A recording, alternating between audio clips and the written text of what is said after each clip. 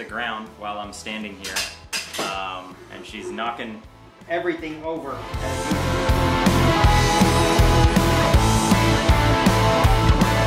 What's up, everybody? So, rocking that KB shirt again.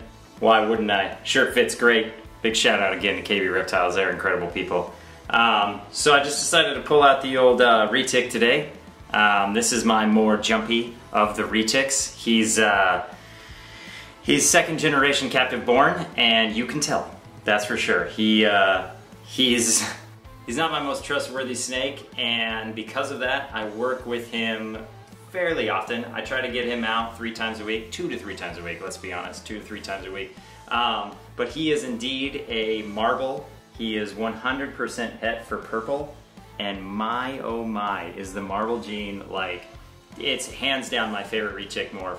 You know, that rainbow morph that's pretty stellar, but marble right now, marble is, for me, it's where it's at. I've built a small army of marbles over here for some reason. For a person that is never gonna breed retics, I sure do have a lot of marbles stacking up around here. So it's kind of funny, but you know, he's incredible. He's one of those snakes where I wouldn't necessarily want just anybody to pick him up. I would never let somebody that doesn't know anything about snakes come in here and pick him up, and I probably would never let anybody that wants to come in here and actually just get bit by a snake pick him up, because I want every experience this snake to have to be a positive one. I never want an experience that he may have to be negative, because I'm not trying to build that kind of relationship. I'm trying to get him away from biting. I never want him to bite me ever, because male retic bites are literally no joke. It's like getting bit by a shark. Okay, maybe not exactly a shark, but it's bad. You know, male retic bites can get pretty brutal because they are a combative species and they do fight in the wild.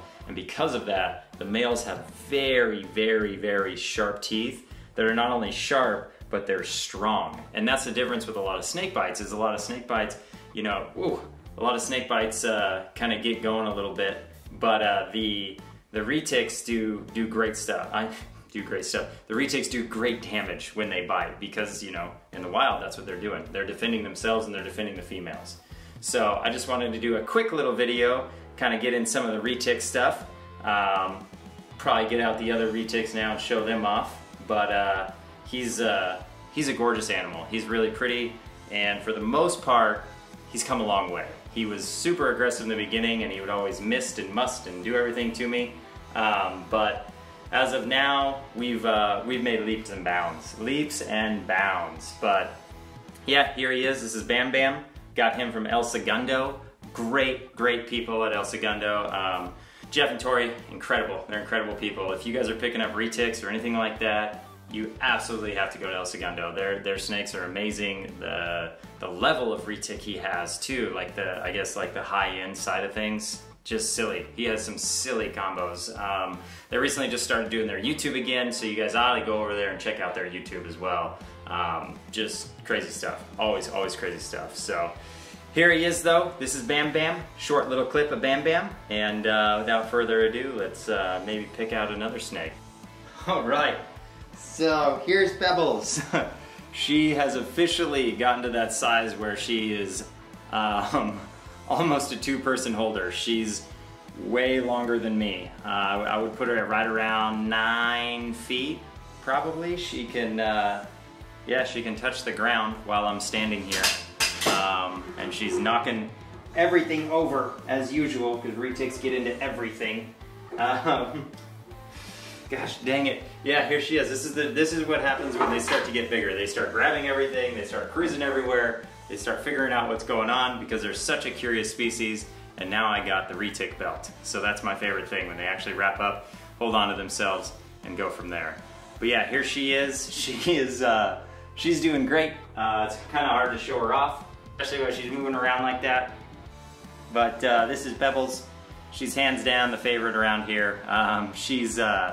She's about 3 years old, going on 3 years old.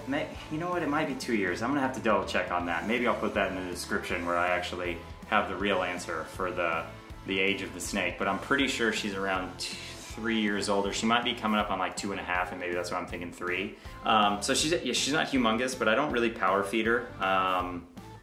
I don't really think it's necessary to just plow a bunch of food into them. I'm not trying to get her to be a giant and get her, ready to be, okay, she's about to pop my head off. So I'm gonna pull her down. She's gonna freak out because she doesn't think I got her. It's okay, girl, it's okay. I got you. Yeah, so she puts herself in those situations and she doesn't want to let go because she doesn't know what's going on and she feels she's not super comfortable. But yeah, here she is. She's, at the biggest part of her body, I can't really fit my hands around her anymore, so she's definitely starting to put on that big retic mass and size, which is really cool because that's, what I always wanted. I wanted a big, happy, friendly snake because I just love the idea of that. I love, just a snake that's just so powerful and so strong, but yet so calm and collect. It's amazing what these animals can do, and it's amazing what you can, I guess the bond that you can form with them is second to none, I think. In my little experience that I have.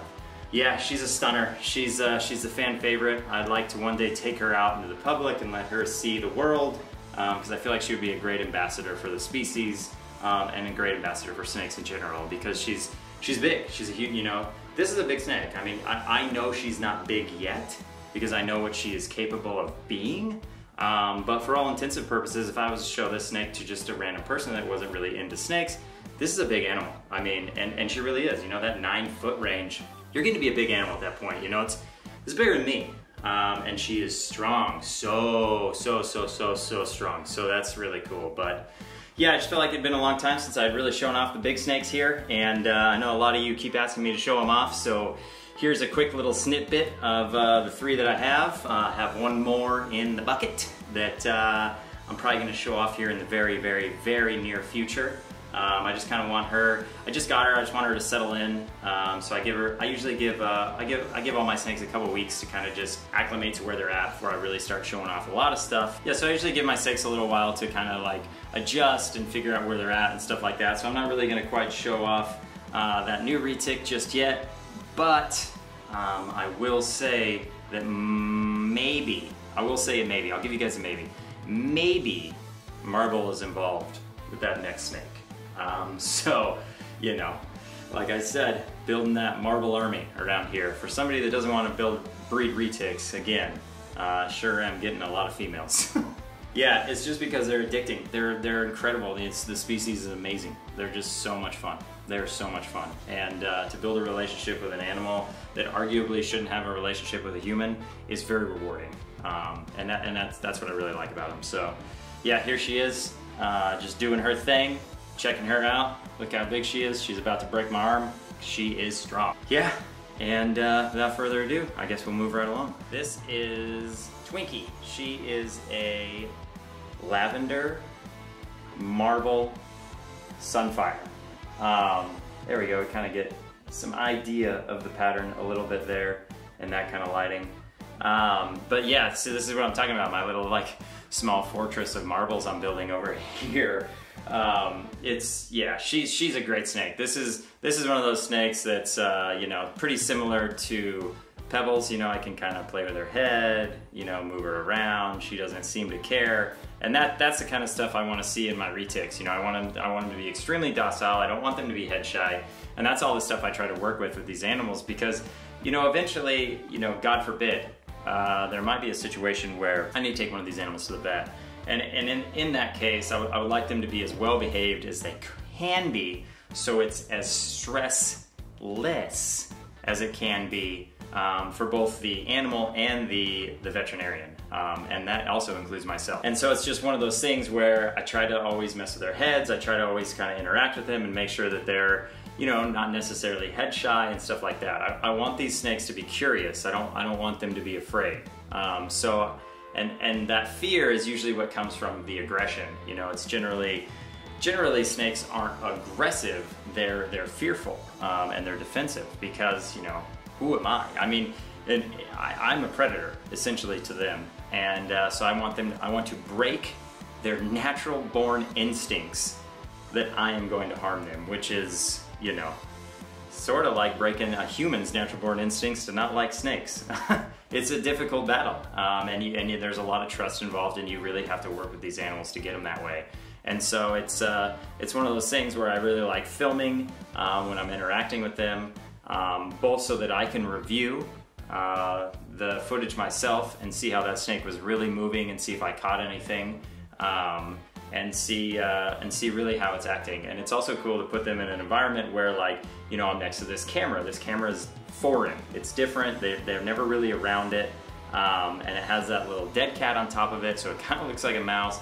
So, you know, it's nice to get these snakes out and kind of get them doing some stuff, waving my hand around, making sure that nothing's affecting them, you know, stuff like that. You know, that's how I want my retics to behave. I want them to be as nice as they can, because these retics are a great responsibility, especially the mainlands. They get very large, and to have a large constrictor, you have to be ready to tackle that responsibility.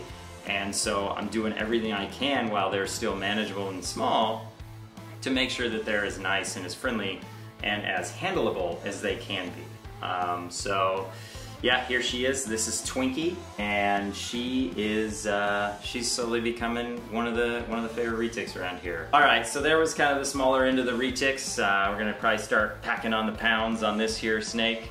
She's getting to that size where she can start really putting down some weight, She can start really putting down some bigger meals. So we'll probably step up that food game here very shortly with her and go from there. So thank you again. Let me know what you guys think. What do you guys think about retics? You know, Adam and I were considering doing a live feed and trying to get some interviews going with people that have worked with retics and kind of get their insights into the species and the animals.